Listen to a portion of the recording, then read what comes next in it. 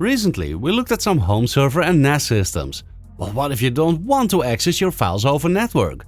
Or if you already have a NAS or server, but you're in need of more drive base? Enter a DAS, a direct attached storage device. This one here from Orico connects to 10 gigabit USB. Is it any good? Let's find out after the intro.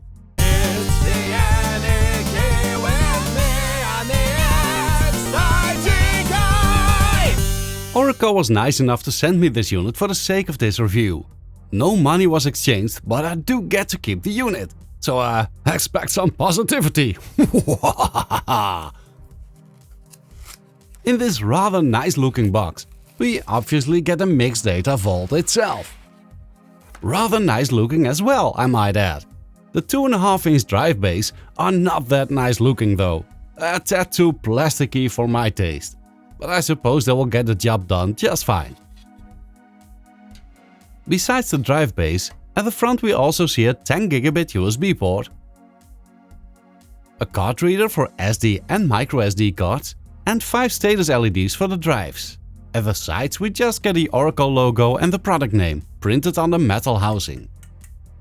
At the back we see a power button, a 10 gigabit USB-C port for connecting the unit to your computer, another 10 gig USB-C port for connecting other devices, a set of dip switches and a recessed set button, and the power input.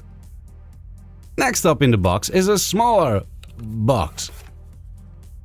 Inside of that we find a power cable, a 12-volt power supply rated for a maximum of 60 watts, a USB-C to USB-A or C cable, a bunch of screws, a SIM eject tool, which I guess is for pressing the set button in this case, a 3mm Phillips head screwdriver, just the tool I needed, and a booklet, which might come in handy this time to set the dip switches to the desired rate level. Let's see if anything happens when we turn it on without drives. Not really. Alright, let's add a few drives.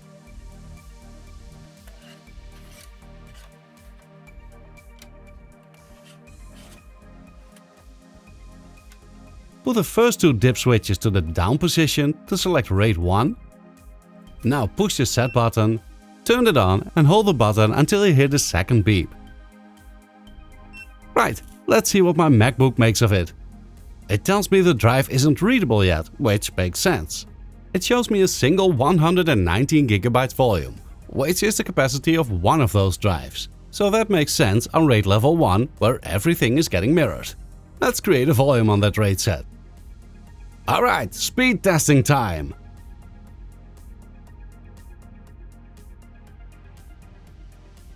I expected quite a bit more, to be honest. The 10 gigabit USB connection should be more than enough to have those SSDs running at their maximum speeds. Let's put some data on it. Yeah, seems okay, not that fast either. Let's pull a drive out to simulate a failure. Well, you're gonna hear that. The data is still here though. Putting the drive back seems to automatically trigger a sync. During that time the LEDs are flickering red and blue.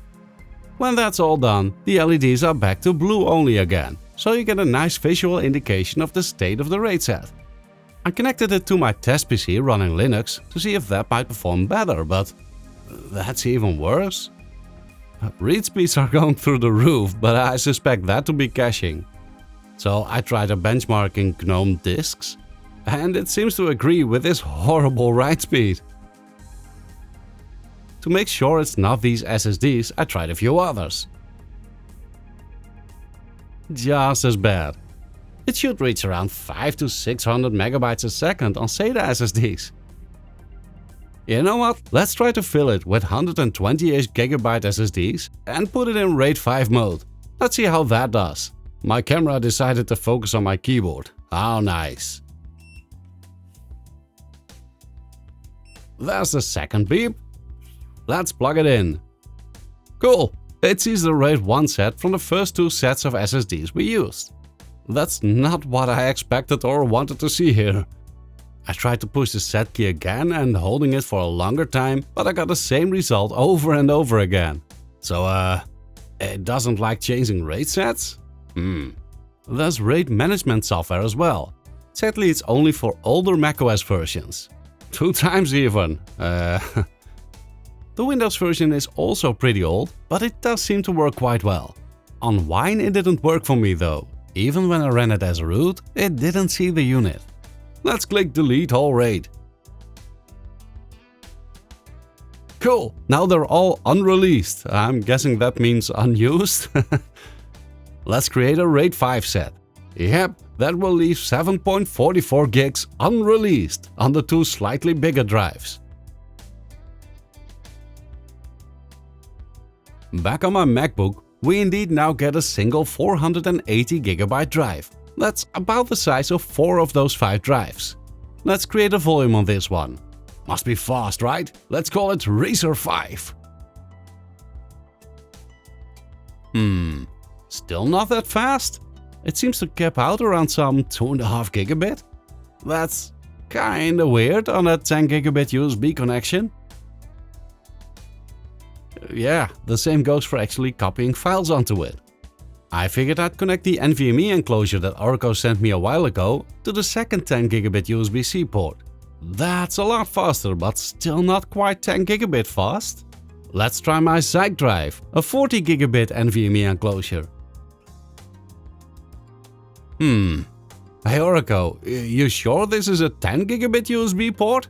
I even tried the cable from my Zyke drive to connect the Orico enclosure to rule out a bad cable, but that's not it either.